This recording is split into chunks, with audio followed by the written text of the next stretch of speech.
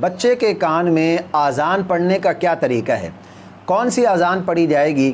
فجر کی اذان پڑھی جائے گی یا کوئی اور اذان پڑھی جائے گی؟ بچے کے کان میں اذان پڑھی جائے گی یا اقامت پڑھی جائے گی؟ بچے کے کان میں اذان پڑھنے کا مکمل طریقہ اور آسان طریقہ آج کی اس ویڈیو میں ہم جانیں گے۔ گزارش ہے کہ ویڈیو کو اینڈ تک دیکھیں تاکہ آپ کو یہ مسئلہ آسانی کے ساتھ سمجھ آ سکے، اور اگر آپ روزانہ مسائل فقہ کی ویڈیو حاصل کرنا چاہتے ہیں تو ہمارے اکاؤنٹ کو فالو کریں، اور YouTube per Hanafia on line academy کے نام سے ہمارا ایک اسلامک چینل ہے۔ اس ویڈیو کو دیکھنے کے بعد آپ یوٹیوب پر جائیں اور ہمارے اسلامک چینل کو بھی ضرور فالو کریں۔ بچے کے کان میں اذان پڑھنے کا کیا طریقہ ہے؟ سب سے پہلے نمبر پر آپ اس بات کو یاد رکھیں کہ جب بھی بچے کی پیدائش ہو، جتنا جلدی ہو سکے بچے کے کان میں اذان دی جائے۔ بہت سارے لوگ تاخیر کر دیتے ہیں، 1 دن 2 دن اور کبھی کبھار تو 3 دن بھی جو ہے وہ گزر جاتے ہیں اور بچے کے کان میں اذان نہیں دی جاتی۔ اس طرح بالکل نہیں کرنا چاہیے کہ جیسے ہی بچے کی پیدائش ہو اس کے کان میں فوراً اذان دی جائے، اور اگر کوئی شخص بھول گیا تو جب بھی 2 دن کے بعد 3 دن کے بعد یاد آتا ہے تو فوراً اس کے کان میں اذان دی جائے۔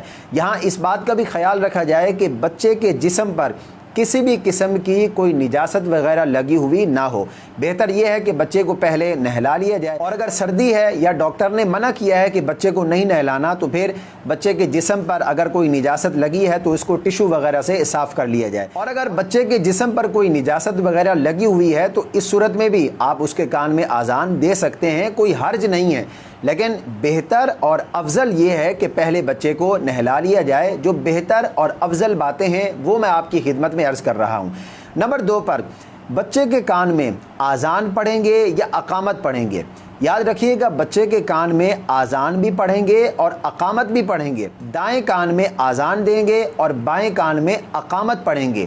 اب بچے کے کان میں کون سی اذان پڑھیں گے؟ کیونکہ بہت سارے لوگ یہ سمجھتے ہیں کہ شاید بچے کے کان میں فجر کی اذان پڑھی جائے۔ فجر کی اذان میں جن کلمات کا اضافہ کیا جاتا ہے، الصلاۃ خیر من النوم، اس اضافے کے ساتھ اذان پڑھی جائے گی۔ یاد رکھیں یہ کوئی ضروری نہیں ہے، آپ بچے کے کان میں کوئی بھی اذان جو ہے وہ دے سکتے ہیں، صرف فجر کی اذان پڑھنا یہ ضروری نہیں ہے۔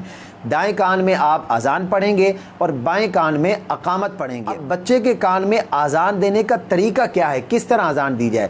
دیکھیں، آپ بچے کو جو ہے وہ اپنے ہاتھوں پر اٹھا لیں اور کھڑے ہو جائیں۔ آپ بیٹھ کر بھی اذان دے سکتے ہیں، اس میں بھی کوئی حرج نہیں ہے، لیکن کھڑے ہو کر اذان دینا یہ افضل اور بہتر عمل ہے۔ تو آپ بچے کو اپنے ہاتھوں پر اٹھا لیں اور کھڑے ہو جائیں، اور اذان دینے والے کا رخ جو ہے وہ قبلے کی جانب ہونا چاہیے۔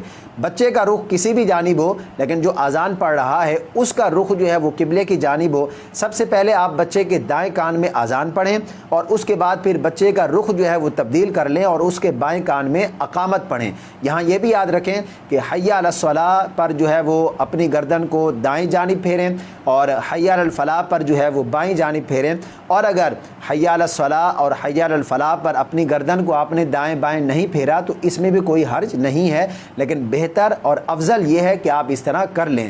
تو جو بہتر اور افضل باتیں ہیں وہ میں نے آپ کی خدمت میں عرض کر دی ہیں۔ تو یہ بچے کے کان میں اذان پڑھنے کا مکمل اور آسان طریقہ۔ مجھے امید ہے کہ یہ آپ کی سمجھ میں آ گیا ہوگا۔ اس ویڈیو کو صدقہ جاریہ کے طور پر اپنے دوستوں کے ساتھ زیادہ سے زیادہ شیئر کیجیے تاکہ ان کے علم میں بھی اضافہ ہو سکے۔ اکاؤنٹ کو فالو نہیں کیا تو جلدی سے فالو کر لیں۔ بچے کے کان میں اذان پڑھنے کا طریقہ تو آپ نے جان لیا، اب جلدی سے ذرا یوٹیوب پر جائیں اور ہمارے Islamic channel Hanafia on line academy کو ضرور سبسکرائب فرما دیں۔ اللہ پاک ہم سب کو صحیح معنوں میں دین کی سمجھ عطا فرمائے۔